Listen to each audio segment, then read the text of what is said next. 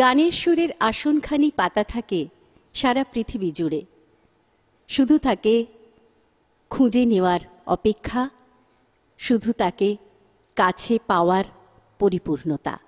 আর এই সবটা পথ জুড়ে যিনি আমাদের হাত ধরে থাকেন, আমরা তাঁর চরণ ছুঁয়ে যাই বারবার। আজ আমাদের স্টুডিওতে আমরা আমন্ত্রণ জানিয়েছি জয়তীকে। জয়তী, তোমাকে স্বাগত। ভীষণ ভালো লাগছে, মানে অনেক দিন পর দেখা হলো আবার। আসলে আমার তোমার সঙ্গে দেখা হলেই খুব আনন্দ হয়, সেই জন্য আরো বিশেষ করে ভালো লাগছে। আর তোমাকে কাছে পাওয়া মানে অনেক গান তো বটেই, কিন্তু আজকে অনেক কথা শুনবো। মানে তোমার গানকে কাছে পাওয়া, যে কথাটা দিয়ে শুরু করলাম, একদম একদম। কাদের হাত ধরে, কাদের সঙ্গে থেকে থেকে এই গান তোমার কাছে এসেছে এতটা, সেই গল্পগুলো একটু একটু শুনবো। কিন্তু একটা গান দিয়ে যদি শুরু করা যায় তাহলে কি ভালো হয়? বেশ, তাই তাই হোক। যেহেতু এই অনুষ্ঠানের নাম চরণ ছুঁয়ে যাই, তাই সেরকম একটি গান। চরণ ধ্বনি শুনি তব নাথ, জীবন তীরে কত নীরব, নির্জনে কত মধু সমীরে। চরণ ধ্বনি শুনি তব নাথ, জীবন তীরে কত নীরব, নির্জনে কত মধু সমীরে। চরণ ধ্বনি শুনি তব নাথ। একেবারে মানে জন্মসূত্রে গান পেয়েছো তুমি, আমরা শুনেছি সে গল্প মায়ের কাছ থেকে। একদম। সেই সময়টার কথা একটু যদি মানে আমি আমাদেরকে বলো। রাদার বলবো মা বাবা দুজনের কাছ থেকে, কারণ আমার বাবাও অসম্ভব গানের অনুরাগী ছিলেন। সেভাবে প্রথাগত শিক্ষা হয়তো ছিল না, কিন্তু বাপি ভীষণ সেই সময় আসলে হেমন্ত মুখোপাধ্যায়, মান্না দে, এবং আমি সেই সময়কার কথার যে টেনেও বলছি, যে সময় রমরমিয়ে বাংলা স্বর্ণযুগের গান চলছে, সেই সময়ও দাঁড়িয়ে আমার বাবার কোনো রকম সাংগীতিক মানে পরিকাঠামো বাড়িতে সেরকম না থাকা সত্ত্বেও আমি শুনেছি গল্প যে বাপি নাকি এরকম লুকিয়ে লুকিয়ে বন্ধু বান্ধবদের সঙ্গে ক্লাসিক্যাল প্রোগ্রামও দেখতে যেত আর কি। সুতরাং ভালো লাগাটা কিন্তু ওই লেভেলের ছিল। নর্মালি ক্লাসিক্যাল প্রোগ্রাম খুব এনজয় করার মতন মানুষ, আমি বলছি, তাদের সেই ব্যাকগ্রাউন্ডটা না থাকলে সেটা সম্ভব নয়। তো আমার বাবার ক্ষেত্রে কিন্তু সেই ব্যাকগ্রাউন্ড না থাকা সত্ত্বেও সেটা ছিল। তার মানে ভালো লাগাটা কোন জায়গায় ছিল, রুটটা কিন্তু অন্য জায়গায়। আর আমার মা তো রীতিমতো সঙ্গীত চর্চা করতেন। বিয়ের পরে যা হয় সবার ক্ষেত্রেই যেমন হয়ে থাকে, সেই সময় অন্তত তাই ছিল, প্রত্যেক ঘরে ঘরেই তাই ছিল। তো মায়ের সেটা আর এগিয়ে নিয়ে যাওয়া হয়নি। নাচ দিয়ে শুরু জীবনটা, মানে জীবন মানে একদম কচি বয়সে, মানে 3 বছর বয়স থেকে। আর সেই সময় আসলে একটা ফিটনেসের কারণেও ইনফ্যাক্ট সেটা শুরু করা হলো। আর বাচ্চা মেয়ে নাচলে ভালো দেখায়, এরম গোছের করে একটা নাচটা শেখা। কিন্তু মানে কথক শিখতে ভর্তি হয়েছিলাম আমি। তো সেটা চলতে চলতেই আমাদের পাড়ায় বিভিন্ন রকমের অনুষ্ঠান হতো। এই গল্পটা আমি সব জায়গায় বলেছি। বিভিন্ন রকমের, তখন তো পাড়ায় পাড়ায় জলসা হতো, জানো তো নিশ্চয়ই। তো সেই রকম একটা বেশ বড় আকারের জলসা আর কি, অ্যানুয়াল ফাংশন বলতে পারো। তো সেখানে রীতিমতো পত্রপত্রিকার থেকে লোকজনও এসছিলেন আর কি, মানে রিভিউ করবেন বলে। এরকমটাও এর জানা ওর জানা, কেউ একজন একটু করে দিলে হয়, এরম গোছের। তো সেখানে আমার মা খুব দায়িত্ব নিয়ে রিহার্সাল করিয়ে পাড়ার সব বৌদিদের নিয়ে, দিদিদের নিয়ে, কাকিমাদের নিয়ে, সে একটা বেশ বিশাল হই হই করে 1 মাসের রিহার্সাল, এবং ঋতুরঙ্গ হেন তেন সব অনেক কিছু হয়েছিল। কিন্তু দারুণ মজার দিন ছিল, ভীষণ মজার। মানে আমি এখনো না তোমায় বলছি, আমার চোখের সামনে সিনটা ভাসছে, কিভাবে কোন মানে প্যান্ডেল হচ্ছে, সেটাতেই আমাদের স্টেজ তৈরি হচ্ছে, আমরা রোজ গিয়ে ওই পেরেক ঠোকাগুলো দেখতাম আর কি, বসে থাকতাম। তো সেখানে যথারীতি আমি তো নাচের গ্রুপ ডান্স যা হয় এবং সেই সঙ্গে কবিতা টবিতা বলা, মানে যা যা মোটামুটি ছোটবেলায় সম্ভব সবই করে ফেলেছিলাম, এবার সবই ভুল করেছিলাম, এটাই সবচেয়ে বড় কথা। কবিতা বলতে গিয়ে ভুল, হাঁ করে দাঁড়িয়ে আছি, নাচে স্টেপে ভুল, কেউ ঢোকেনি আমি ঢুকে পড়েছি মাঝ স্টেজ অব্দি, মানে এরকম। তো ওগুলো মজাদার, মানে মজা মজাদার, কিন্তু লাগে আসল যেটা বলার, যে সেখানে পরের দিন কাগজে সবার নাম টাম বেরোলো এবং আমার মায়ের নাম খুব সুন্দর করে বেরোলো, মানে বড় বড় করে চিত্রা চক্রবর্তী লেখা, কিন্তু আমার কোনো নাম নেই। আমার বান্ধবীদেরও নাম ছিল, বুঝলে, মৌসুমী, বৈশাখী, আমার এখনো মনে আছে, আমরা সব বন্ধুরা ছিলাম, সোনালী, মৌসুমী, বৈশাখী, আরো আরো আরো অনেকে। তো খুব দুঃখ হয়েছিল আমার। সেই দিন মনে হয়েছিল যে গান করলেই একমাত্র খবরের কাগজে নাম ওঠে, মানুষ চিনতে পারে, নাচ করলে হয় না। মানে ওই মৌসুমী, বৈশাখী ওরা কি সবাই গান গেয়েছিল? না, নেচেই ছিল, কিন্তু গানেও ছিল, ওরা কোরাসেও ছিল। আচ্ছা। তো আমার মায়ের নামটা দেখে আরো বেশি করে মনে হয়েছিল, এবং মা অসাধারণ গেয়েও ছিলেন, সে বিষয়ে বলা বাহুল্য। তো সেই দিন আমার বাড়িতে, আমাদের বাড়িতে জয়েন্ট ফ্যামিলি, সেখানে আমার দাদুর একটা হারমোনিয়াম ছিল। আচ্ছা। সেই হারমোনিয়াম খাটের তলায় তখন থাকতো, সিন্দুকের মতন করে তোলা, সেখান থেকে বের করে মা মা ওই রিহার্সালে 1 মাসে আমি অনেকগুলো গান তুলেছিলাম, কিন্তু কথা টথা সবকিছু মিলিয়ে, সুরটুর মিলিয়ে যে গানটা পরিপূর্ণভাবে তোলা হয়েছিল, সেই গানটা তখন খুব প্র্যাকটিস করা শুরু করলাম, গাইতে শুরু করলাম। প্র্যাকটিস তো না, মানে আমি কি করে গেয়েছিলাম, কি করে হারমোনিয়ামে রিড চিনলাম, এগুলো আমি এখনো জানি না। নিজে নিজেই শুরু করেছিলাম, এবং নিজে নিজেই সারেগামা পাধানিসার মতন করে গোটা গানটা বাজিয়ে গাইছিলাম। আর মা তখন পেছন থেকে এসে দরজার পাশ থেকে শুনেছে, শুনে মায়ের 2 চোখে জল, এবং মানে তাহলে তো মেয়ের গান বাজনা হতে পারে, মানে মায়ের কাছে এটা খুব বিস্ময়কর লেগেছিল যে এটা কি করে সম্ভব, কিছুই না জেনে হঠাৎ একটা গোটা গান গেয়ে ফেলছে গোছের। আমি এত কিছু ভেবে করিনি, আমি তখন হারমোনিয়ামের ওপর ওঠা আর কি, মানে এরম স্টেজ আমার, কারণ বেলো অব্দি হাত পাই না। মরবি না ওঠে কোন সুরে বাজে, ওইটা একটু শুনবো। এটা মানে এটা লাইন শোনাচ্ছি, এত সুন্দর একটা ঘটনা, এবং তার সাথে ওই গানটা একটু না শুনলে নয় আর কি। হ্যাঁ নিশ্চয়ই, আমি এটা শোনাচ্ছি। আগে শোনাই নাকি গল্পটা আগে বলে? না, গল্পটা বলে নাও, তারপর আচ্ছা, বেশ, মানে গল্প প্রায় শেষের পথে, এই গল্পটা বিশেষত। তো তারপরে আমাকে ভর্তি করিয়ে দেওয়া হয় যেখানে, সেটা হচ্ছে সুপ্রিয়া ঘোষের কাছে, মানে রীতিমতো হাত ধরে নড়া ধরে গিয়ে ভর্তি করে দেওয়া হলো। আমার তখন 5 বছর বয়স, মানে প্রথাগত তালিম আমার সেইভাবে শুরু হওয়া, মানে একদম নিয়ম করে প্রত্যেক দিন সকাল বিকেল প্র্যাকটিস, এবং সারেগামা পাধানিসা স্বর প্র্যাকটিস যেটাকে বলে। তো সেইটা শুরু হলো ওইখান থেকে। তার আগে একটুখানি এই গানটা শুনিয়ে দিই, তারপর মায়ের কাছে শেখা কিছু গানের কথা বলবো। মানে সেই অর্থে দেখতে গেলে মা হচ্ছেন আমার প্রথম শিক্ষাগুরু একেবারেই, তুমি তো সেটা প্রথমেই বললে। তো মায়ের কাছে শেখা গান বলবো নিশ্চয়ই, তার আগে এই গানটা একটুখানি, এটা জাস্ট 2 লাইন একটু শোনাচ্ছি।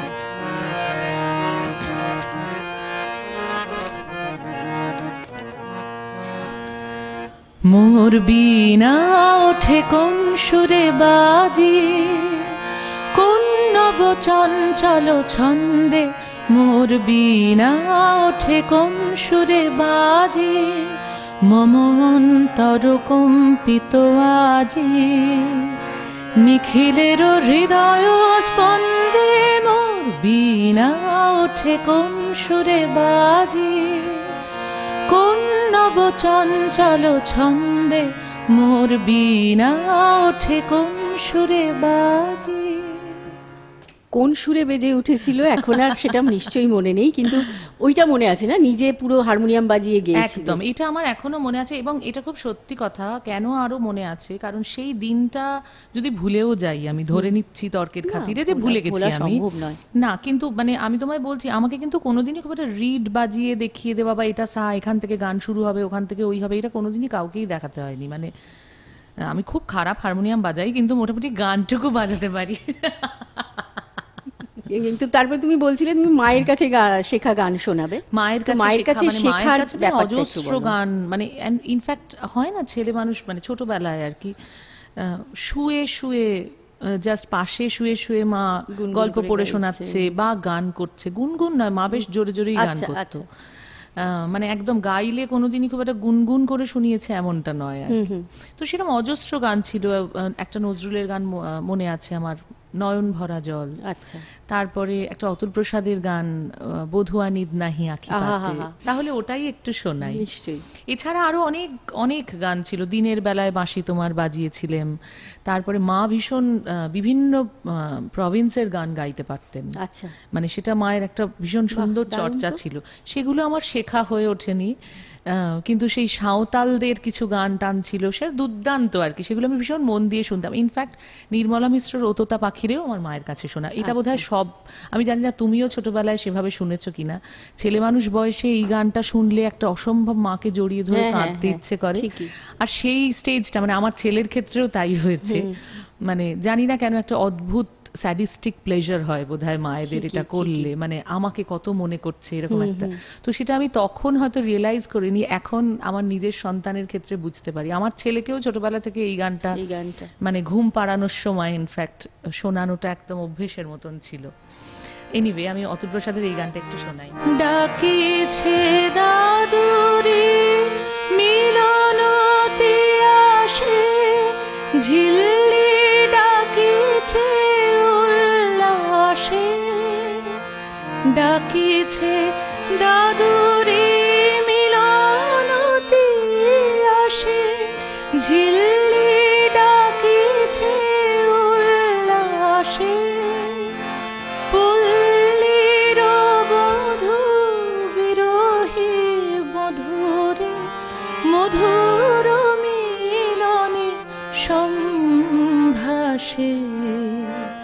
আমারও যে সাধ বরষার রাত,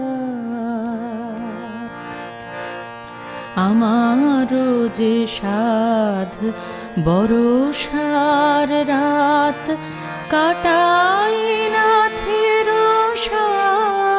সাথে, নিদ নাহি আঁখি পাতে, আমিও একাকী তুমিও একাকী, আজি বাদল রাতে, নিদ নাহি আঁখি পাতে, বধুয়া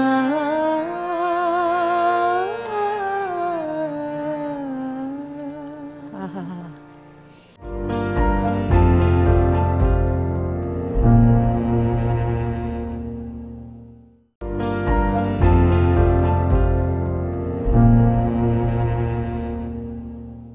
ফিরে এলাম বিরতির পর। আবারও জয়তী, তোমাকে পেলে মানে আমি না ঠিক বুঝতে পারি না যে কোথা থেকে শুরু করব, কোথায় থামবো। মনে হয় শুধু গানই শুনি, আবার চরণ ছুঁয়ে যাই যখন, তখন সেই গুরুদের কথাও তো বারবার করে শুনতেই হবে। নিশ্চয়ই, 100 বার। তো তুমি এর আগে মায়ের কথা বলছিলে, এই পর্বে যখন আমরা এলাম তখন তুমি ওই রবীন্দ্রনাথের গানের কথা বলবে বলছিলে। রবীন্দ্রনাথের গানের কথা আগে আর একটা ছোট্ট কথা বলি, সেটা হচ্ছে সুপ্রিয়া ঘোষের। এটা একটু মানে ওই একটু টুইস্ট নিয়ে মজা করে বলা। তখন ছোটবেলায় যেটা হয় না, সবার একটু গান শিখলে ও মেয়ে গান শেখে, দেখি কি শিখেছে, মানে এরকম করছে সবাই, যারাই বাড়িতে আসছে গান শুনতে চাওয়া একটা ব্যাপার। একটা সময় তো ছিল গানের জগতে যারা থাকেন তাদেরকে সবাই একটু গান শুনতে চায়, যেখানেই যে দেশেই তুমি যাও না কেন। দেশে মানে আমি বলতে চাইছি যে স্থানকাল পাত্র নির্বিশেষে লোকে গান শুনতে চায়। তো বাড়িতে যে সমস্ত আত্মীয় স্বজনরা আসতেন তারা, এবার অদ্ভুতভাবে দেখো আমার পিম্পুদির কাছে, আমি পিম্পুদি বলতাম, আচ্ছা, ওনার ভালো নাম সুপ্রিয়া ঘোষ। তো পিম্পুদির কাছে প্রথমে যে গানটা শিখেছিলাম সেটা হচ্ছে, প্রথমে তো সারেগামা ওইসব শিখতাম। আর গান শোনাতে চাইলে বা শুনতে চাইলে তো ওইসব শোনানো যায় না। তো প্রথম গান শিখেছিলাম খোলো খোলো দ্বার, আচ্ছা, দ্বিতীয় গান শিখেছিলাম এদিন আজি কোন ঘরে গো খুলে দিল দ্বার। আচ্ছা, এবার আশ্চর্যজনকভাবে যখন এবার এই দুটো গানের মাঝে যারাই এসেছে, কি শিখেছো, আচ্ছা আর কি শিখেছো, দুটোই দ্বার দিয়ে। আমার এক মাসি ছিলেন, তিনি, হ্যাঁ রে সব এরকম শুরুর থেকে খুলে দাও, দরজা দিয়ে কেন এত গান। তো সেটা আমার খুব মজা লেগেছিল। তো সেটা আমি পিম্পুদিকে গিয়ে বলেছিলাম। সেই জন্য থার্ড সং যেটা ছিল, একটা লাইন শোনাই। আকাশ জুড়ে শুনি ওই বাজে ওই বাজে, আকাশ জুড়ে শুনি ওই বাজে ওই বাজে তোমারি নাম, সকল তারার মাঝে ওই বাজে, ওই বাজে আকাশ জুড়ে শুনিন ওই বাজে, ওই বাজে। এটা থার্ড সং ছিল, এটা আমি খুব বেশি গেয়েছি, বুঝতেই পারছো নিশ্চয়ই। তার কারণ হচ্ছে আগের দুটোর ওই দুঃখ গম ভোলার জন্য গেয়েছিলাম। না, ব্যাপারটা হচ্ছে কি জানো তো, আমাদের এখানে মোটামুটি গান শেখানো যখন শুরু হয় তখন সেই গান নির্বাচন, যে গানকে বেছে নেওয়া হয় বাচ্চাদের শেখানোর জন্য, হ্যাঁ, মানে তার সেগুলো থেকে তো কিন্তু হ্যাঁ, একটু ওইখানে বোধহয় একটা ভাবনার স্তর তৈরি হয় ওখান থেকে। একেবারে একেবারে। কারণ সেই সময় রবীন্দ্রনাথের গান বা কাজী নজরুল ইসলামের গান বা যাই আমাদের বিভিন্ন স্রষ্টার গান বোঝার মতন বয়স তো সেভাবে হয় না, ঠিক কথাই, বোধটা, ঠিক বোধ কথাই। তৈরি হতে একটু সময় লাগে। নিশ্চয়ই। তো এর পরবর্তী ফেজটা বলি, এর পরবর্তী ফেজে আমার জীবনের একটা টার্নিং পয়েন্ট বলবো রাদার আমি, মানে এরকম অনেকগুলো টার্নিং পয়েন্ট এসছে, তার মধ্যে এটা একটা ফেজ। আমার তখন ক্লাস 5, সেই সময় আমি মানে 5 বছর থেকে ক্লাস 5 আর কি, এর মাঝে আমি সনাতন বন্দ্যোপাধ্যায়ের কাছে খেয়াল শিখতে ভর্তি হয়েছিলাম এবং সেই পরম্পরা চলছিল। তো খেয়াল গানের দিকে আর যাচ্ছি না, কিন্তু মাস্টারমশাইয়ের কাছে আমার নজরুলের গানও প্রচুর শেখা ইত্যাদি, মানে সেই একটা অন্য যাত্রাপথ ছিল। এবং তখন বিভিন্ন কম্পিটিশন, আমার বলতে কোনো দ্বিধা নেই, কারণ সেগুলো জীবনের, দেখো জীবনের ওঠাটাকেই আমরা দেখি, পড়াটাকে দেখি না, কিন্তু ওঠা পড়া দুটো না থাকলে ওঠাটা অত সহজ মনে হয় না। আমার কিরকম মনে হয় তো জার্নি একটা একেবারেই। এবং সেই সময় আমি বলছি, মানে সেই সময় এমন বাঘা বাঘা কিছু লোকজন ছিল যারা গান করতো, কম্পিটিশন বিষয়টা সেই সময় আমার জীবনে একটা গুরুত্বপূর্ণ ভূমিকা পালন করেছিল। বিভিন্ন তখন বিভিন্ন রকম লাইব্রেরি বলো, বিভিন্ন অর্গানাইজেশন, বিভিন্ন বড় বড় কম্পিটিশন হতো। তো সেখানে ধরো ফার্স্ট সেকেন্ড থার্ডের মধ্যে ইনফ্যাক্ট অর্পিতা চট্টোপাধ্যায় এখন leading lady of the industry, মানে বাংলা ফিল্ম ইন্ডাস্ট্রির। তো অর্পিতা আমার ভীষণ বন্ধু ছিল, মানে আমরা একই গুরুর কাছে, শম্ভুনাথ মুখোপাধ্যায়ের কাছেই আমরা সবাই শিখতাম। তো সেখানে ওরা হয়তো ইনফ্যাক্ট সুদেশনা গাঙ্গুলি, ওরা সবাই ফার্স্ট সেকেন্ড থার্ড হতো, আমি ধরো 14 নম্বর 15 নম্বর 16 নম্বরে আমার নাম, এরকম গোছের ব্যাপার ছিল। কিন্তু খুব এনজয় করেছি সেই দিনগুলো, অনেক ভালো ভালো গান শুনেছি। তো মাস্টারমশাইয়ের অবদানটা সেক্ষেত্রের থেকেও বড় কথা আরও অনেক বেশি চর্চার মধ্যে থাকা ইত্যাদি ইত্যাদি ব্যাপারের মধ্যে দিয়ে গেছে আমার জীবনের অনেকখানি অবদান ওনার। তার পরবর্তীকালে রবীন্দ্রনাথের গান যার হাতে পড়া, তিনি হচ্ছেন শুভঙ্কর বন্দ্যোপাধ্যায়।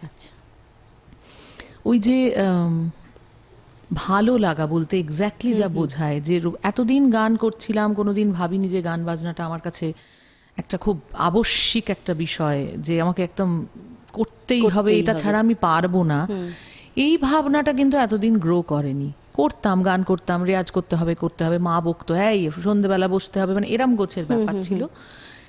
শুভঙ্কর মাস্টারমশাই হচ্ছেন এমন একজন যে যার হাত ধরে, তখন ক্লাস 6, যার হাত ধরে আমার রবীন্দ্রনাথের গানের চর্চাটা, শিক্ষাটা এমন একটা জায়গায় পৌঁছলো, এবং উনি ভীষণ কঠিন কঠিন গান শেখাতেন। আমার ক্লাস 6 মানে দেখো এমন কিছু বয়স নয়, 12 বছর বয়স, কিন্তু উনি 12 বছরের তুলনায় অনেক কঠিন গান শেখাতেন, এবং তানপুরা ছাড়া হারমোনিয়ামে হাত দেবার কোনো ব্যাপার ছিল না। সেই সময় তো সেরকমই ছিল শিক্ষাটা। এবং মানে এমন এমন কিছু গান শিখেছি আমি, ইনফ্যাক্ট যে গান দিয়ে শুরু করলাম আজকে অনুষ্ঠান, চরণধ্বনি সুনীতবনাথ, এটা কিন্তু আমার ক্লাস 6-এ শেখা গান। সুতরাং, এবং এমনভাবে গেঁথে বসে গেছে, অসম্ভব কড়া মাস্টারমশাই ছিলেন, প্রচণ্ড রেগে যেতেন এবং কথা মানে মারতেন না হয়তো, কিন্তু ক্লাস ছেড়ে উঠে চলে গেছেন, হারমোনিয়ামের ওপর ধাক্কা দিয়ে সরিয়ে দিয়েছেন, খাতা ছুঁড়ে ফেলে দিয়েছেন, এগুলো কিন্তু আকছার ঘটেছে। এবং আমি প্রায় প্রতিটা ক্লাসে কাঁদতাম আর কি, আমার হচ্ছে না করে, কিন্তু অনেক ভালোবাসা স্নেহ সেগুলো পেয়েছি পরে। এবং ওই সময় থেকে আমার রবীন্দ্রনাথের গানের প্রতি আকর্ষণ যদি বলো, সেটা জন্মায়। যিনি এই গানটি ওই সময় মানে শিখিয়ে থাকতে পারেন, চরণধ্বনি সুনীতবনাথ, এত কঠিন গান, মানে সুরটা শুধু না, এবং এরকম অজস্র কঠিন কঠিন তালের গান শিখেছি, কঠিন চালের গান শিখেছি, সবচেয়ে বড় কথা। আর কি গান ওই সময়কার আর শেখা, আর কোনো গান?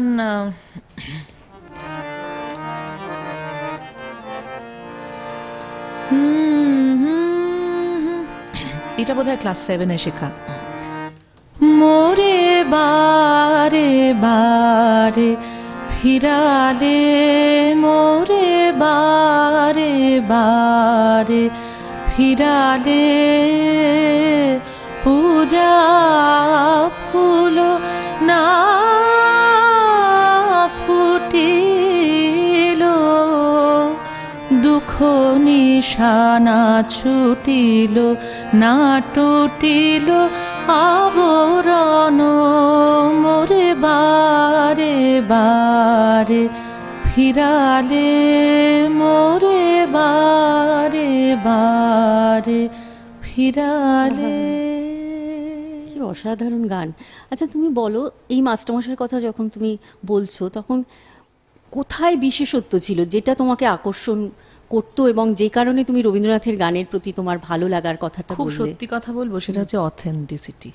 আচ্ছা, আসলে অথেন্টিক বিষয়টা আজকাল আমরা অনেক চেঁচা, আমরা হয়তো আমি নিজের কথাই বলছি, আমি অনেক চেঞ্জ হয়েছি। আগে মাস্টারমশাইয়ের ব্যাপারটা ভীষণ কড়া শিক্ষক ছিলেন, প্রথমেই বললাম, এবং একটু এপাশ থেকে ওপাশে নড়ার জায়গা ছিল না। আজকের ডেটে আমি একদম একদম ভীষণ, এবং এই যে আমরা ধরো এখন এক্সপ্রেশনের দিকে ভাবতে গিয়ে বা অনেক ভিজুয়াল জায়গাগুলো ভাবতে গিয়ে, যেহেতু আমাদের টিভি চ্যানেল বা যে কোনো কিছু অনেক কিছু ফেস করতে হয়, দিদি একটু হাসুন, এরকম করলে কি করে হবে, এই যে ব্যাপারটা, সেটা কিন্তু তখন ওইসব মানে আমরা একটু হেসে কোনো এক্সপ্রেশন দিয়ে কোনো একটা শব্দ বলবো, এটা ভাবতেই পারতাম না। এবং মানে কড়া শিক্ষক, মানে আমার মনে হয় সেটা বোধহয় জীবনে খুব দরকার, জানো তো, কারণ সেটা না থাকলে একটা গানেরও ডিসিপ্লিন থাকে, অবশ্যই সেটা যদি প্রপার না হয়, সেটা একটা কঠিন জিনিস, একটা সীমাবদ্ধ থাকা জিনিসকেও দেখানোর মধ্যে একটা মজা আছে, একটা আনন্দ আছে যে আমি ওটা পারলাম, এই যে স্যাটিসফ্যাকশনটা, সেটা আমার মাস্টারমশাইয়ের থেকে পাওয়া। সুন্দর কথাটা বললে, মানে সীমানার মধ্যে মুক্তির আনন্দ, সেটা দরকার আছে, 100বার দরকার আছে। মানে আমরা ধরো, আমি তোমায় একটা ছোট্ট গানের জাস্ট উদাহরণ দিচ্ছি, আমার মুক্তি আলোয় আলোয় এই আকাশে, এটা কিন্তু এই সুর নয়, আমরা ম্যাক্সিমাম ছোটবেলায় এরকম ভাবে শুনে এসেছি, আমার মুক্তি আলোয় আলোয় এই আকাশে, আমার মুক্তি আলোয় আলোয়, এই যে পঞ্চম থেকে উঠছি, দেখো অরিজিনাল সুরটা, আমার মুক্তি ধুলায় ধুলায় ঘাসে ঘাসে এই আকাশে, এই যে মধ্যম থেকে সাটা, এটা কিন্তু আমার ছোটবেলাতেই শেখা। আমি তারপরে ধরো বিভিন্ন অনুষ্ঠান বা বিভিন্ন জায়গায় অনেকের গলায় অনেকের কণ্ঠে হয়তো শুনেছি, সেটা আমি কোনো কারণ না করেই বলছি, কিন্তু এরকম গাওয়া হতো। ইদানিং মানে পরবর্তীকালে দেখেছি যে হয়তো যারা খুব কনসিয়াস তারা হয়তো এইভাবে গাইছেন না, তারা নোটেশন ফলো করে গাইছেন, কিন্তু আসল জিনিসটা যে ঠিক কি সেটা কিন্তু জানা খুব দরকার। এরপরে আমি ডিভিয়েট করলাম কি করলাম না কি করলাম, আমরাও তোমাকে ছাড়বো না, কারণ এখনো অনেক গল্প অনেক গান বাকি আছে। ফিরছি আমরা বিরতির পর, সঙ্গে থাকুন।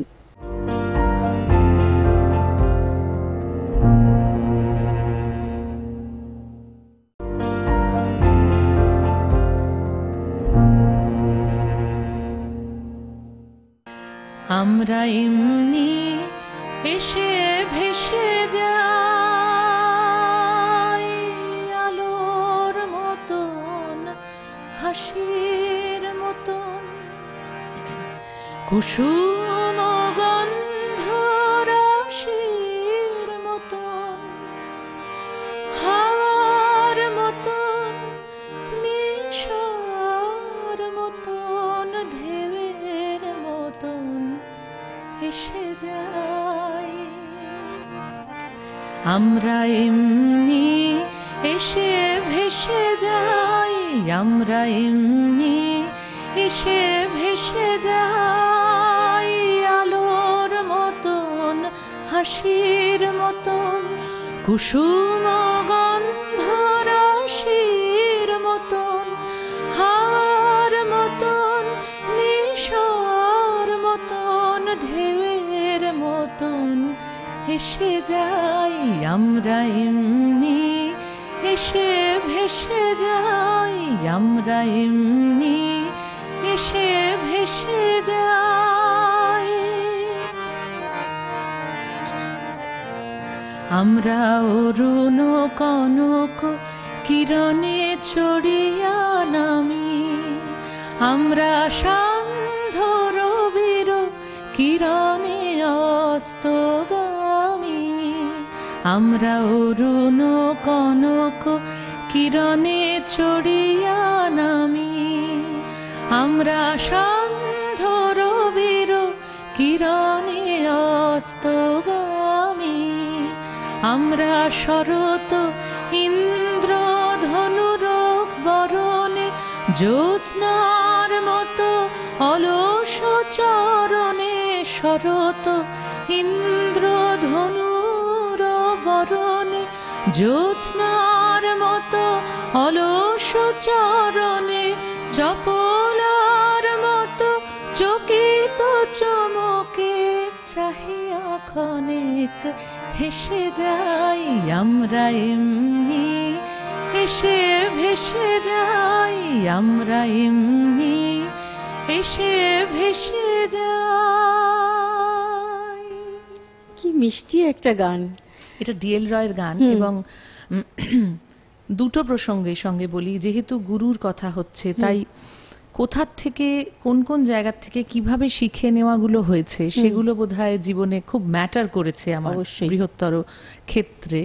তো সেগুলো একটু করে না ছুঁয়ে গেলে বোধহয় প্রথাগতভাবে সেভাবে শেখা তাদের কাছে হয়নি, কিন্তু এই যে শেখাগুলো যেগুলো মনের মধ্যে একটা আলাদা শিকড় তৈরি করে দিয়ে গেছে, সেই রকম শেখার মধ্যে এই গানটা একটা। আমার মাধ্যমিকে মিউজিক ছিল অ্যাডিশনাল সাবজেক্ট, উচ্চ মাধ্যমিকে 4th সাবজেক্ট ছিল মিউজিক। তো সেই সূত্রে যাদের যাদের কাছে গান শেখা হয়েছে, এবং রাজ্য সঙ্গীত একাডেমিতে প্রথম হয়েছিলাম যেবার, তো সেটা আমার কাছে একটা অসম্ভব একটা ব্যাপার আর কি, মানে আমার কাছে একটা স্বপ্ন ছিল, সেটা পূরণ হয়েছিল। তো তাদের নিয়ে একটা ওয়ার্কশপ করানো হতো, তাদেরকে বিভিন্ন ওয়ার্কশপে 1st, 2nd, 3rd যারা হতেন, মানে হতো, তাদের নিয়ে বিভিন্ন রকমের গানের অনুশীলন একটা কেন্দ্র রাজ্য সঙ্গীত একাডেমি ছিল, তখনও অবধি সেটা চলতো। তো দিলীপ রায়ের কাছে এই গান শেখা, এবং তারপরে উচ্চ মাধ্যমিকে আমার মিউজিক ছিল, সেখানে সঞ্চালিকাদি, যার কাছে আমি 2 বছর টানা অনেক কিছু পেয়েছি, অনেক কিছু মানে ভাষায় প্রকাশ করা সম্ভব নয়। তো তাদের অবদান তো ভুলতে পারি না।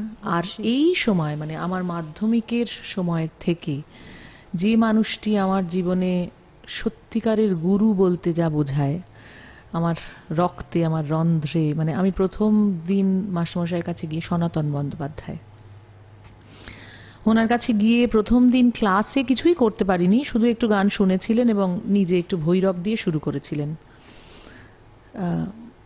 বিলম্বিত খেয়াল বা সেই জাতীয় যে জায়গাগুলো, সেগুলো ওইখানেই প্রথম শেখা বা জানা। আমি সারা রাত ঘুমোতে পারিনি, আমার সারা রাত কানে ওইটা চলছিল সারাক্ষণ। মানে আমি মানে জাস্ট আমি এখনো সেটা ভুলতে পারি না প্রথম দিন। সেই বয়সে খেয়াল গাওয়া, মানে তার আগে খেয়াল চর্চা ছিল শম্ভুনাথ মুখোপাধ্যায়ের কাছে, তার আগে সুপ্রিয়া ঘোষের কাছে, এদের কাছে হয়তো ছোট খেয়াল শিখেছি, তান সরগম শিখেছি, মানে এরম গোছের। কোনোদিন বড় খেয়াল বা খেয়াল গানের যে আসল রসটা, সেটা কোনোদিনও তার আগে সেভাবে যে উপলব্ধি করতে পেরেছিলাম এমন নয়। আমি গাইতে হয়তো আজও পারি না, তখনও পারতাম না, তো ছেড়েই দাও, কিন্তু ওই যে ভালো লাগাটা, ওই যে রুটটা তৈরি হতে থাকলো ভেতরে, মানে একটা ধ্যান, গানটা যে, মিউজিকটা যে একটা ধ্যান, সেই রিয়েলাইজেশনটা আমার ওখানে, ওই গানের ঘরটার মধ্যে কি যে ঠিক ছিল, এটা বলে বোঝানো খুব ডিফিকাল্ট, আমি বলতে পারবো না তোমাকে। আচ্ছা, তোমার এটা মনে হয় যে ধরো তুমি অতুল প্রসাদের গান গাইছো বা রবীন্দ্রনাথের গান গাইছো, সেখানেও তো রাগরাগিনীগুলো লুকিয়ে রয়েছে? নিশ্চয়ই। হ্যাঁ, সেই রাগরাগিনীগুলো শেখা কতটা জরুরি ওই গানগুলো গাওয়ার জন্য? আসলে এটা না ভীষণ গুরুত্বপূর্ণ একটা প্রশ্ন, মানে গুরুত্বপূর্ণ কথা তুমি বলেছো প্রসঙ্গটা। কারণ দেখো, এইটা অনেকে মনে করেন যে গান একটু ভালো গাইতে পারা মানেই হচ্ছে ঠিক আছে, ওই সব চর্চা না করলেও চলে। একটা গানের আমি তোমায় উদাহরণ দিই, যেটা আমার অনেক পরবর্তী, মানে শেখা অনেক আগে, কিন্তু রেকর্ড করেছি আমি অনেক পরে, দাঁড়াও মনে অনন্ত ব্রহ্মাণ্ড মাঝে, যেটা ভীম পলশ্রী, মিশ্র ভীম পলশ্রীর ওপরে।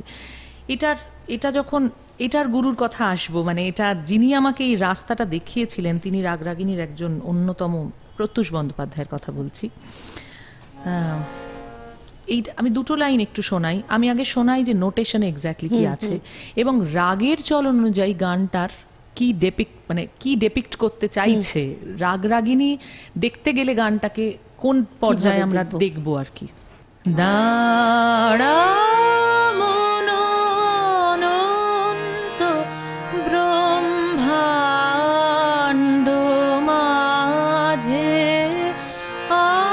আনন্দ সভা ভবনে আজ দাঁড়া মন অনন্ত ব্রহ্মাণ্ড মাঝে। এটা নোটেশন অনুযায়ী। ধ্রুপদের কথা বলছিলে, এটা তো তাই, ধ্রুপদ ভাঙা গান, ধ্রুপদাঙ্গের গান। এবার দেখো ভীমপলশ্রীর একটা চলন আছে, এই যে কোমল নিষাদটা লাগানোর যে একটা মজা। আমি দুটো লাইন এইভাবেই মানে নোটেশনের বাইরে এক্সট্রা রাগগত দিক থেকে কিভাবে ভাবা যায়, আমি জাস্ট আমাকে যা শেখানো হয়েছে আমি সেটুকু বলছি। দাঁড়া মন অনন্ত ব্রহ্মাণ্ড মাঝে আনন্দ সভা। এই যে কোমল নিটা একটা ইশারা, এটা নোটেশনে নেই। আনন্দ সভা, যেহেতু সভাটা নি থেকে উঠছে, তাই ভীমপলশ্রীর ওই যে গ্লাইডটা, ওই যে মিরটা নি পর্যন্ত একটু নিয়ে আসা, সেই রাস্তাটা তৈরি করা। হ্যাঁ, সভা ভবনে আজ দাঁড়াও মন অনন্ত ব্রহ্মাণ্ড মাঝে। দাঁড়াও, এটাই আছে বারবার, দাঁড়াও মন, এটা একটা রাগদারি চলন। তো এটা ধরো যদি তুমি ভীমপলশ্রীটা না জানো কি করে হবে? তাহলে তো সম্ভব নয়। তুমি গাইছো, আমার মনে হলো যা যা রে আপনি মন্দির, সেই ছোটবেলায় শোনা শেখা বন্দিশ। কিন্তু সেই ছোটবেলায় যখন ভীমপলশ্রী শেখা, তারপরে রবীন্দ্রনাথের গানে যখন এই রাগের চলনটি এসেছে, একেবারে অন্যরকম একটা রং, একদম। এবং সেই রংটার যে কি একটা মাধুর্য, মানে এত গভীর, শুধু মাধুর্য না, মাদকতা। মানে আমার মনে হয় শব্দটা বোধহয় মাদকতা, মানে মাধুর্য শব্দটা বোধহয় খুব লাইট শোনাবে এখানে। মাদকতা মানে যেটার মধ্যে মানে আবেশ বলতে এক্স্যাক্টলি যা বোঝায়, মানে আবিষ্ট হয়ে থাকা, বোধহয় সেই মজাটা আছে। সেই জন্যই এই রাগগুলো শেখা খুব জরুরি। এবং আমার মনে হয় এটা সবসময়, একটা বেহাগের গান করছো তুমি, বেহাগ রাগটা যদি প্রপারলি তুমি না জানো, কত রকমের বেহাগ আছে। এই যে প্রথমে গাইলাম আমিও একাকি তুমিও একাকি, এই যে গান্ধার থেকে সাতে নেবে আসার যে রাস্তাটা, সেটা যদি বেহাগ প্রপারলি না শেখা হয়, না জানা থাকে, তাহলে তো সেটা সম্ভব না।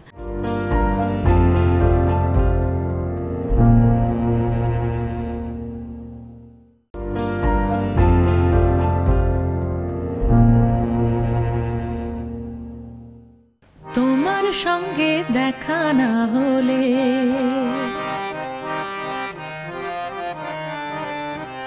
তোমার সঙ্গে দেখা না হলে, ভালোবাসার দেশটা আমার দেখা হতো না। তোমার সঙ্গে দেখা না হলে, ভালোবাসার দেশটা আমার দেখা হতো না। তুমি না হাত বাড়িয়ে দিলে, তুমি না হাত বাড়িয়ে দিলে, এমন একটি পথে চলা শেখা হতো না। তোমার সঙ্গে দেখা না হলে, ভালোবাসার দেশটা আমার দেখা হতো না। জটিলেশ্বর মুখোপাধ্যায়। একদম। তাকে কখন মাস্টারমশাই হিসেবে পেলে? তখন আমার গ্র্যাজুয়েশন, ওই সময়টা মানে গ্র্যাজুয়েশন কমপ্লিট হয়নি, তার আগে কলেজ চলাকালীন। আচ্ছা। তারও আগে একজন বিশিষ্ট মানুষকে পেয়েছিলাম আমার গুরু হিসেবে, বিমান মুখোপাধ্যায়। বিমানদার কাছে নজরুলের গান দীর্ঘদিন শেখা, এবং তার সঙ্গে আধুনিক গানও কিছু, পুরনো গান সেই সময়কার অনুপম ঘটকের গান ইত্যাদি, এরকম হিমাংশু দত্তর গান, সব একটু একটু একটু একটু করে একেবারে মানে সবগুলোই প্রতিষ্ঠান, শুধু ছুঁয়ে ছুঁয়ে গেছি। তারপরে বিমানদাকে বেশি দিন তো পাওয়া সম্ভব হয়নি।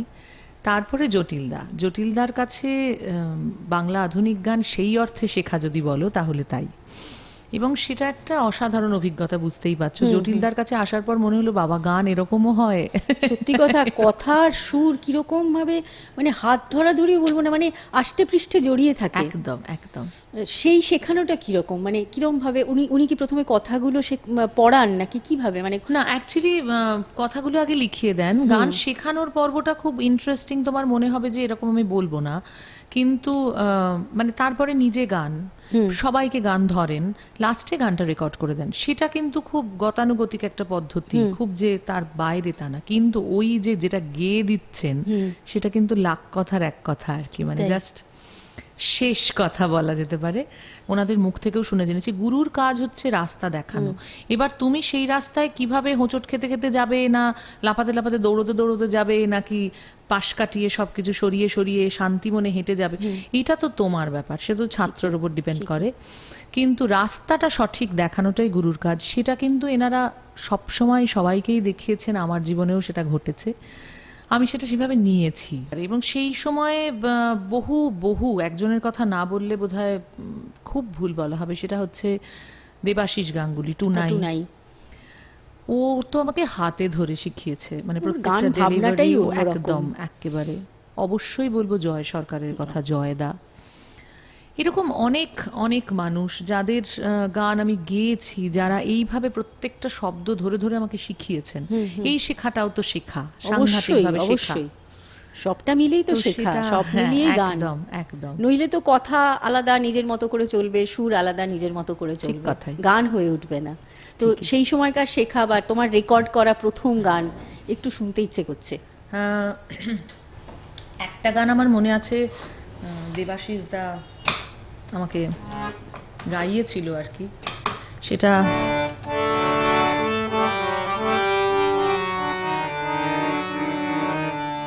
সেটা 16 বার ও আমাকে গেয়ে শুনিয়েছিল, 16 বার। আমি কিছুতেই টেম্পারামেন্টটা ধরতে পারছিলাম না। সেটা যে একটা ফোক টিউনের গান ছিল, আমার প্রথম অ্যালবামের গান।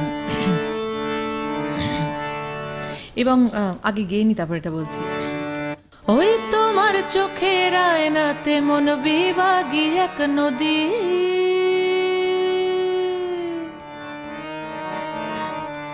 ওই তোমার চোখের আয়নাতে মন বিভাগী এক নদী,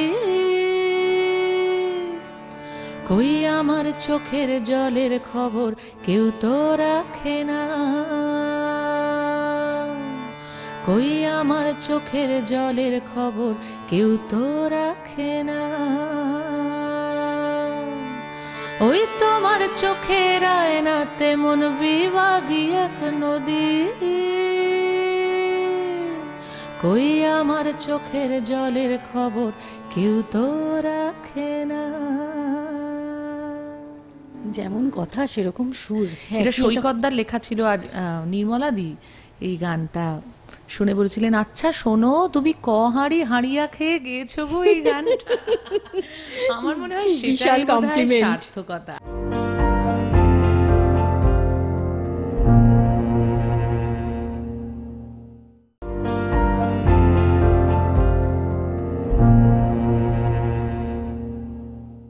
অনেক কথা, অনেক গান জমা হয়ে রয়েছে এখনো মনের মধ্যে। জয়তী, একেবারে প্রায় শেষের দিকে চলে এসেছি, কিন্তু এখনো অনেক মানুষের কথা বলা হয়নি। একদম, তুমি তাদেরকে একটু একটু ছুঁয়ে ছুঁয়ে যাও। যে মানুষটির, মানে আসলে আমার জীবনে এত মানুষের অবদান, এত গুরুর অবদান, এবং গুরুরা কোথাও কোথাও সেই সীমারেখা ছাড়িয়ে এমনভাবে আমার গার্জেন হয়ে গেছেন, তো বাদ দিতে পারার কোনো জায়গা নেই আর কি, আমার অংশ বিশেষ তারা অবশ্যই। তেমনই একজন মানুষ সুভাষ চৌধুরী। সুভাষদার কথা না বললে, আসলে একটা কথা বলি, এত যে বিভিন্ন গানের চর্চা, আধুনিক গানের কথাও বলছি, সব ধরনের গান, ইভেন কি আমি ব্যান্ডেও ধরো হ্যাঁ, গিয়েছি। একলব্যর কথা প্রসঙ্গে তো আসাই হয়নি এখনো।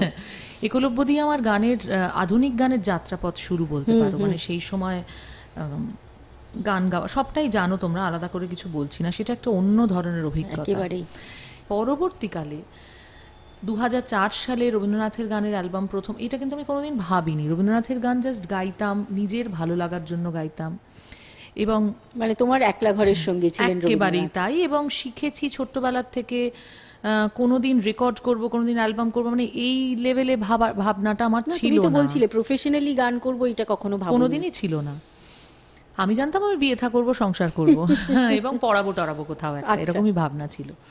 What ever. তো সুভাষদার কাছে আসার পর, সেটা আমার কলেজ পর্ব, ওই সময়টার পর থেকে আমি বলছি, সেই সময়ের থেকে মনে হলো যে রবীন্দ্রনাথের গানের বোধটা এক্স্যাক্টলি, সঙ্গীত বোধ বলতে যদি সত্যি কিছু বোঝায়, রবীন্দ্রনাথকে ভালোবাসতে শিখলাম, এই শব্দটা বললে বোধহয় যেটা বোঝাবে, সেটা একটা, সেই ভাবনাটা, মানে সেইখান থেকে প্রত্যেকটা গানকে আঁকড়ে ধরা, গানকে আঁকড়ে ধরে বাঁচা। আমার এই যে সবাই বলে যে প্রত্যেকটা সিচুয়েশনে একটা করে রবীন্দ্রনাথের গান নিশ্চয়ই উনি লিখে রেখে গেছেন ইত্যাদি, এগুলোকে আমি অন্যভাবে পাশ কাটিয়ে বলি, আমার উত্তরণের বহু পথ উনি দেখিয়ে দিয়েছেন। মানে আমার এই ক্ষুদ্র জীবনেও আমি এরকম, মানে আমার বোধের জায়গাটা এভাবেই তিনি আঁকড়ে ধরে বসে আছেন আর কি। আমার মনে হয় আমার মতন আরো অনেকেই আছেন, ঠিকই। তো সেই মানে গীতবিতান চেনানোটা, ধর্মগ্রন্থ তো রবীন্দ্রনাথের আমাদের সাথে কাছে। আমাকে এই বোধের জায়গায় চেনানোটা, পরিচয় করানোটার দায়িত্ব যিনি নিয়েছিলেন, তিনি সুভাষ চৌধুরী। একেবারেই অনেকের, মানে অনেকের কাছে সুভাষদার কথা শুনেছি। তো সুভাষদার কাছে তুমি যখন গেলে, তো তার কাছ থেকে আলাদাভাবে কিভাবে কি কি নির্যাস তুমি পেয়েছো, সেটা একটু খুব জানতে আসলে ইচ্ছে করছে। সুভাষদার সম্বন্ধে যেটাই বলবো, মানে সবটাই খুব অল্প সময়ের মধ্যে বলে ওঠা খুব ডিফিকাল্ট, কিন্তু একটা কথা বলি, সুভাষদা বলতেন যে দেখ, পড়াশোনা যখন আমি এমএসসি পড়তে পড়তে ছেড়ে দিলাম আর কি, মানে সেটা অনেক কারণে, সেগুলো পরে সব বলবো। এনিওয়ে, ফার্স্ট ইয়ার পড়তে পড়তে ছেড়ে দিলাম, মানে আর কন্টিনিউ করলাম না আমি। সেরকম একটা স্টেজে সুভাষদা আমাকে বলেছিলেন, আর আমি শেখাবো না, তুই আর আসবি না, পড়াশোনা ছেড়ে দিয়েছিস, তুই গান বাজনাটাকেই তার মানে তুই প্রফেশন হিসেবে নিতে চাইছিস। উনি সেটা পছন্দ করতেন না, আচ্ছা। কারণ উনি মনে করতেন যে গান বাজনা সংক্রান্ত, মানে গান বাজনাটাকে প্রফেশন হিসেবে নিলে আরো অনেক কিছু সম্মুখীন হতে হয়, অনেক কিছু মাথা নোয়াতে হয়, যেগুলো করে রবীন্দ্রনাথের গান গাওয়া যায় না। আচ্ছা। এই বোধটা নিয়ে বাঁচা যায় না মাথা উঁচু করে, এটা উনি ভীষণ বিরোধী ছিলেন, বলেছিলেন। কিন্তু আমি ওনাকে কথা দিয়েছিলাম যে পড়াশোনা তো করবোই না, আর ছেড়েই দিয়েছি। আমি বলেছিলাম যে আমি যেভাবে হোক, মানে আপনাকে আমি এটা কথা দিলাম যে আমি মাথা না নুইয়ে আমি কোনোদিন আফসোস করব না যে আমার ওটা হলো না, আমার ওটা করতে পারলাম না, আমি তার বদলে এই করছি শেষে, এটা আমি কোনোদিন আপনাকে বলবো না, আপনাকে শুধু নয় নিজেকে কোনোদিন বলবো না। এটা খুব বড় এটা আমি জায়গা। বলেছিলাম, এবং তাতে আমার জীবনে কিছু হোক না হোক সেটা, মানে সেটা নিয়ে ভাববো না। তো সুভাষদা বলেছিলেন এটা যেন সারা জীবন তুই মনে রাখতে পারিস, মানে, এবং এটা আমি এখনো অবধি, দেখো হারমোনিয়াম সামনে আমার যন্ত্র আছে, ছুঁয়ে সুভাষদাকে মাথার উপরে রেখেই বলছি, এটা বোধহয় আমি পেরেছি এখনো পর্যন্ত। জানি না এর ভবিষ্যতে কি হবে, তবে কোনোদিনই আমাকে অন্য কোনো পথ আশ্রয় করতে হয়নি। রবীন্দ্রনাথের গানেই আমার পরিচিতি, সেইভাবে যদি বলো, মানুষ অনেক বেশিভাবে গ্রহণ করেছেন আমাকে। তবে আধুনিক গানের ক্ষেত্রে আমার সেই খিদে আজও প্রবল, সেটা আমি সেই কাজ করেও চলেছি, ছবিতেও তুমি ভবিষ্যতেও গেয়েছো। করবো। হ্যাঁ, ছবিতেও গেয়েছি, সেগুলো তো সুযোগ, সেগুলো জীবনে তো মানুষের আসেই। তোমরা গাও আর আমরা শুনি।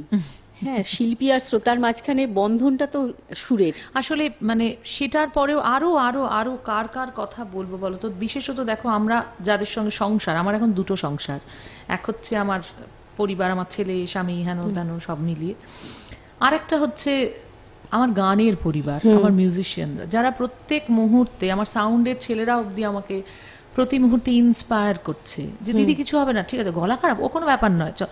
এইটাও কিন্তু আমার একটা শক্তি, আমার চালিকা শক্তি। অবশ্যই। এই প্রত্যেকটা এগুলোকে বাদ দিয়ে আমরা কেউ কখনো এক পাও এগোতে পারি না। ঠিকই।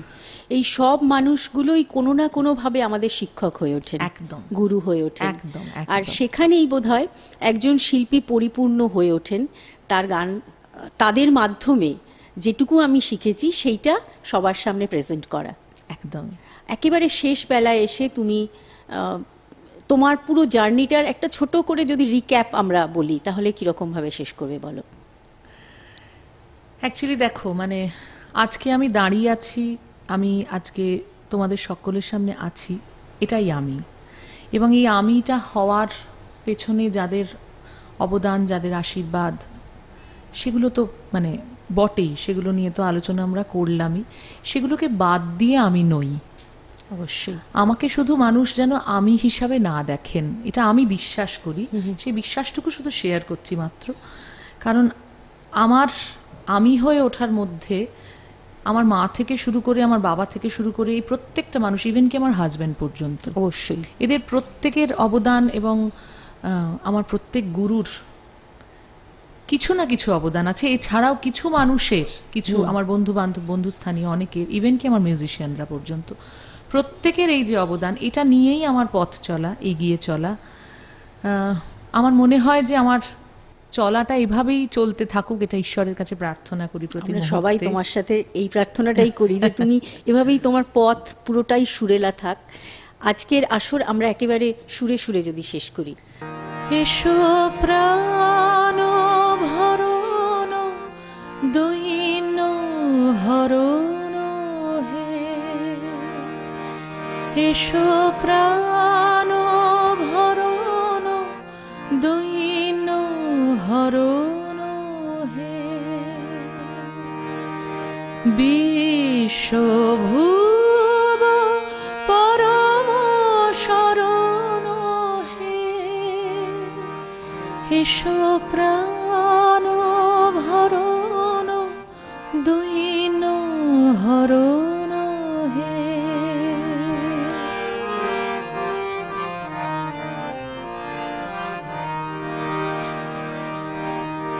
জ্যোতি পূর্ণ করো হে গগন, সুধা গন্ধে ভরো হে পবন, জ্যোতি পূর্ণ করো হে গগন, সুধা গন্ধে ভরো হে পবন, গড় চিত্ত ভবন শান্তি সদন, দুঃখ বিঘ্ন তারণ হে,